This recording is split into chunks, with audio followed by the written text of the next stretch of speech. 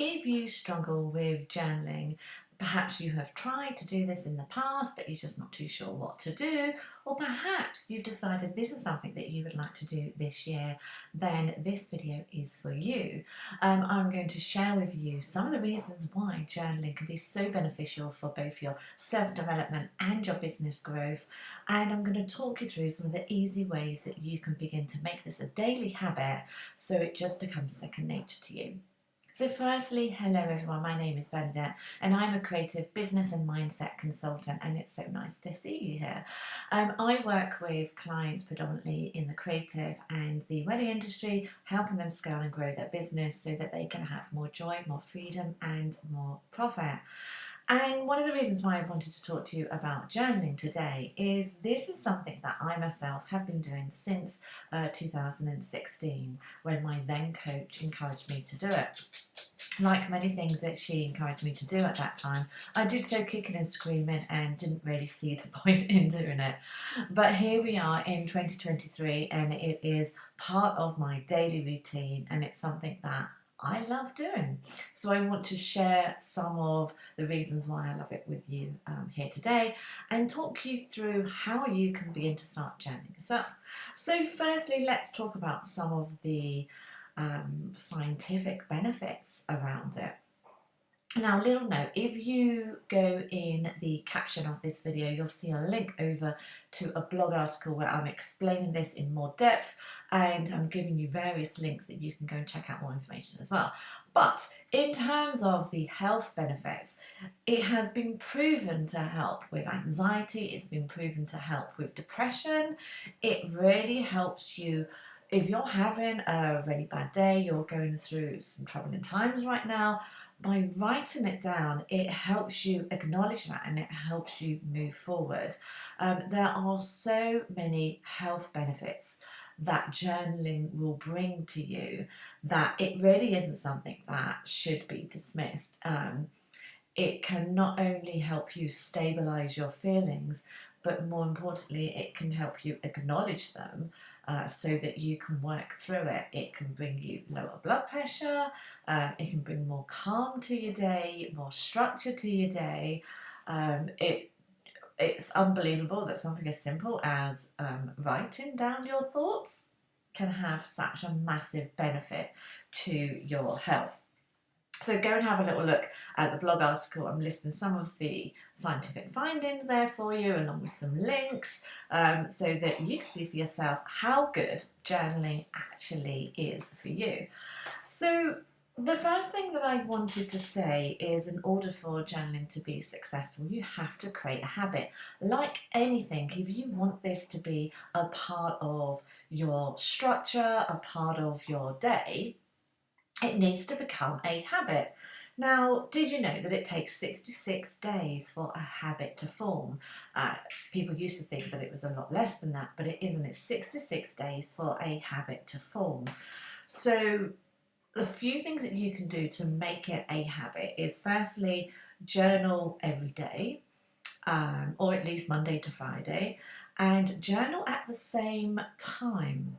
Because when you're doing it at the same time, it becomes part of your daily habit. It becomes as normal as brushing your teeth every morning, as having your morning shower, as making your morning coffee.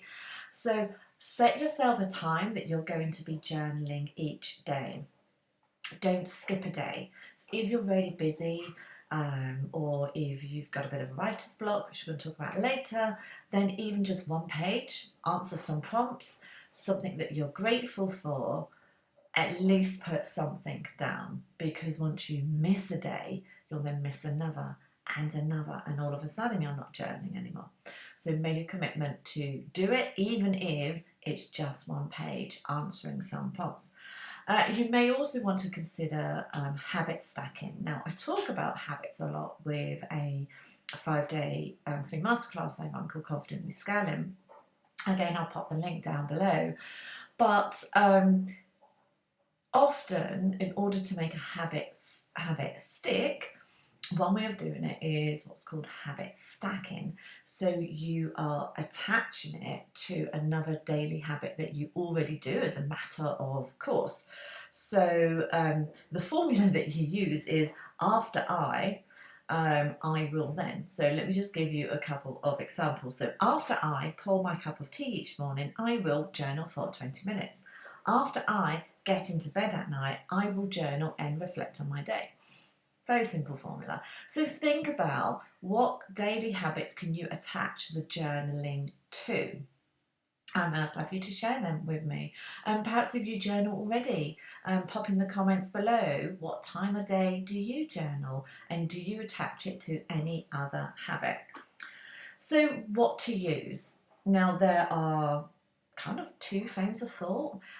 You can use a notebook, so that's what I use. So just any old notebook will do. You can have a really beautiful one. I'm just trying to find my one here for you. So you can have, a really beautiful journal, or it could just be like a normal notebook. Really doesn't matter. This is my current one, so it's nice and pretty. But it doesn't have to be like that. It can just be, any old notebook. So notebook, a pen that is not going to bleed. So things like Sharpies are not very good because obviously they bleed through the pages. So, any old pen, but you may want to use a specific pen that is just for your journaling. Or the other thing that you may wish to do instead is to use your computer or an app. Now, I personally just prefer writing. I like the habit of actually writing, but I totally appreciate this doesn't work for everybody. And so some people prefer the speed of typing onto their computer instead. They like the fact that they can include links, attach images, link it to other, journaling articles that they've done as well. So it is okay. It's whatever works best for you. Now, what you might want to do if you're just starting your journaling journey is do 1 week of Notepad and then 1 week typing it out, and then see which one feels more aligned to you. Which one do you feel had more aha moments? Which one felt like it was really helping you release those thoughts? Test it out. There's no wrong or right way. Okay, when to journal. I personally journal in the morning. It's part of my morning routine. I'm going to talk about this more on another video. So I tend to make my cup of coffee and then I will journal. So I do that before I do any kind of work. It's part of my self-development in the morning. So I tend to journal, and I either listen to a podcast or read a chapter of my book before I even start working. But I've spoken about this many, many times in the past, that listen, it's your business, it's your life, so you choose what works well for you, okay? I feel that it probably needs to be either the beginning or the end of the day, though, because your mind is on too many things in the middle of the day. So in the morning, I think it's a really good time to set yourself up for the day, really set your intentions. What is it that you want to do that day? What are your goals? Your affirmations, everything like that. Whereas actually journaling at night can be really good for reflection. So what worked well, what didn't go well, and it really allows you to analyse how the day went. And actually that's a really important part of growth as a business owner, is actually analysing what has happened, learn from it, and adapting so that you can move forward. So again, why not test it out? Test out morning and evening. Which one works best for you? Where to journal? I love journaling away from my desk, to be honest, because otherwise there's distractions, notifications, things like that. So I will either do it curled up on the sofa or I do it out in the garden. So choose a place that is relaxing for you and remove digital devices, unless of course you're typing your journal out as opposed to handwriting. Sometimes if I really want a moment of reflection, if I know it's going to be quite an in-depth journaling session, I'll also light some candles. I love working with scented candles. I always do that. So you can do that as well. Okay, let's talk about the different ways to journal now. So we've spoken about why it's good for your health. We've spoken about creating a habit, what to use, when to journal, where to journal. Now let's talk about the different types of journaling. So I'm going to start with what I call free writing. So this is just allowing your thoughts to empty from your head down onto your paper or your computer. I'm just going to use paper for for this video, but I mean computer as well. So empty it from your head onto paper. Doesn't need to be perfect. Sometimes when I'm doing this, my hand cannot go as fast as the thoughts that are being released. It doesn't matter. The result can be really messy handwriting. I personally feel that journaling can be a really powerful way to dump those thoughts out, but it can be challenging when you first start. But the benefit of dumping those thoughts out is you can go back, you can analyse it, really think about it, and what does that mean? How can you move forward with that? So by releasing it, you're releasing the emotion, you're kind of freeing up space inside here as well. So once you've released it, you can then work through those thoughts. So sometimes my free writing is very much business focused, my goals, creating my content. Sometimes if I'm going through a bad time emotionally, it could almost be like a dear diary. So I'm just releasing all those negative thoughts, perhaps struggling with hormones, or I'm depressed, or whatever. It's a really good way of just releasing all of that, and you just feel so much better. It's fantastic. Okay, so that's one way, free writing, as I call it. You may wish to set yourself an amount of time to write for, or you may say to yourself, I'm going to do at least 5 pages. But it's just about writing, getting those thoughts out. Okay, the second thing that you may want to do is use prompts. So if you struggle sometimes with what to write, then start with some prompts instead. Now, for myself, personally, when I'm doing my journaling, I actually always start with prompts. So the first page, sometimes 2 pages, is prompts, me answering those prompts, and then I go into free writing. It's almost like it's warmed me up. The prompts is warming me up to get me into the flow of actually writing. So there are what I've created for you, by the way. So I've created 31 really powerful prompts that you can use. So if you are beginning your journey, you don't know what to write, then start out with some of these prompts instead. Here are 3 prompts that I really like, and I pretty much use these most days. So the first one I definitely use every day is what would make today an amazing day. And then I normally follow that up with what do I need to do to make that happen. So I tend to do that every time that I'm journaling. The second really good one is I forgive. Forgiveness in journaling, so powerful. So sometimes this could be I forgive myself. I forgive myself for scrolling on social media. Could be that. Or I forgive maybe a competitor. I forgive maybe your parent. And just by sort of like putting this down, again, it almost like releases that stress. So it is kind of okay. It just helps you cope with it. It's like a coping mechanism. It's really quite cool. And then another one that you can use is what did I learn last week? So what did I learn last week? So how can you move forward? Okay, so that is prompt journaling. Click the link below to take you to my blog where you'll be able to download 31 prompts to get you started. And then perhaps if you journal already and you use prompts, pop your favourite prompt down below. Let me know what it is, because I'm always looking for new prompts. Okay, we're then going to move on to bullet journaling. Now, little caveat, I do not bullet journal. I'm going to talk to you more about the reason why in a minute. It's not my thing. However, lots of people love bullet journaling, particularly in the creative industry. So what is bullet journaling? This is a way of organising your thoughts. You can customise it to suit your personality. You can be really artistic, you can doodle, you can have little stickers, you can colour in. It's a complete different way of journaling. However, little caveat for the perfectionists in you.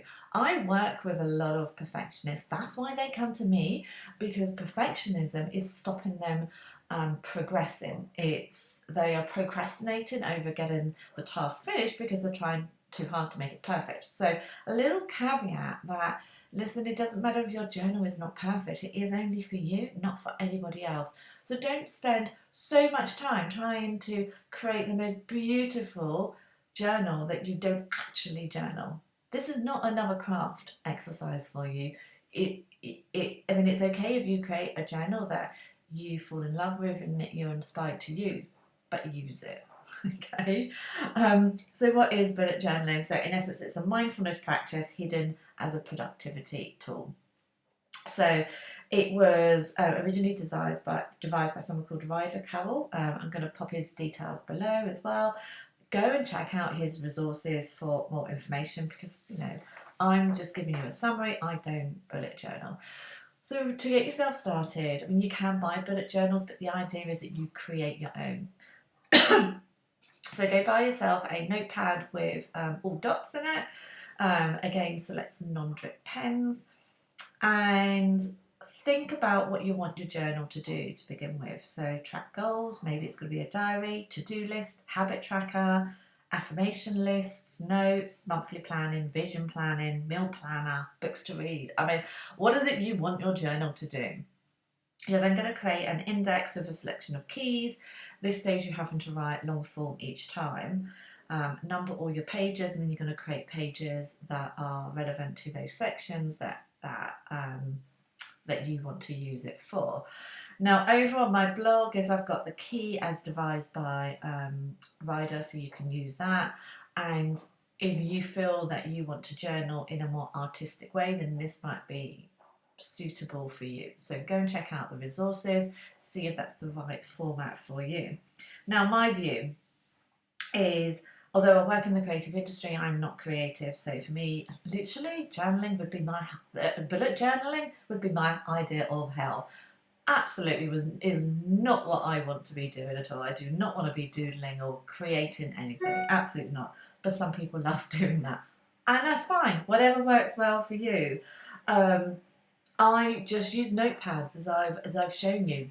That's my form. I date it and I write, and then that really suits me. But it may well be that you need something that's more artistic in order to release all those thoughts inside your head, and that's fine too. Just don't let voice is going. Just don't let perfectionism stop you. Is the one thing that I really want to say for that. Okay, so moving on. I think we're nearly at the end. I've got my notes here, so I didn't forget anything for you.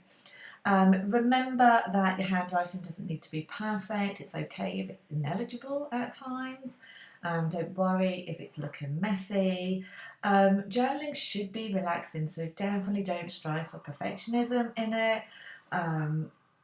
And feel free to, sometimes I do like bullets in my journal, sometimes I do mind mapping in my journal. Whatever works well for you is totally fine. Now, what happens if you're suffering from writer's block? So it happens to us all. You sit down to journal and then it's completely blank. Nothing comes out.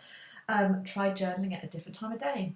Sometimes switching up your routine can bring forth the creativity that you need. Sometimes we just need that change of scenery. And give yourself permission to be honest. So often our subconscious is stopping us. So is your subconscious blocking you from actually journaling because it knows that you're going to be releasing what's in your subconscious? Again, I've got a masterclass coming up where we talk all about the subconscious mind. I'll put the link down below so you can sign up for that, totally free.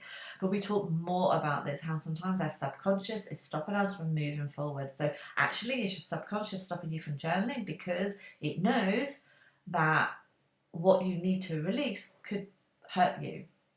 And you don't want that. It could be there are some open truths that you are hiding from yourself, but actually by writing them out, you then have to acknowledge what you need to do. So ask yourself that. Sometimes the words just won't flow. They won't, and that's okay too. So use those prompts that I've given you. Use it to do gratitude. What are you grateful for? Use it to write some affirmations out. So there are things that you can write even if you've got the writer's block. So use the prompts and affirmations and gratitude to help you on those days where you particularly struggle. So don't forget you can download my 31 prompts to get you started. And feel free to draw, as I said earlier, doodle, mind maps, whatever you need to do. Do it. It's okay. This is just for you. It's not for anybody else. Do whatever feels right for you. So my closing thoughts. So for me, I journal because it's a place for me to stay connected to my thoughts, to my goals, to my vision. It allows me to really explore what the possibilities are. It's been really, really beneficial for me, particularly on days where my mindset might be struggling. We all have days when we wake up and imposter syndrome is getting us and we feel worthless and we can't do this and the confidence is low. We all have those days. The difference is knowing how to handle it. So the journaling is a way of releasing those thoughts, and it helps you stay more connected to your truth and why you are as awesome as you know you are. Now, although I write all my, I'm very into strategy, so although I write all my goals down, I map it all out and everything, actually kind of putting it into my journal helps me explore that more as well. And as I said earlier, it helps me stay connected to that vision.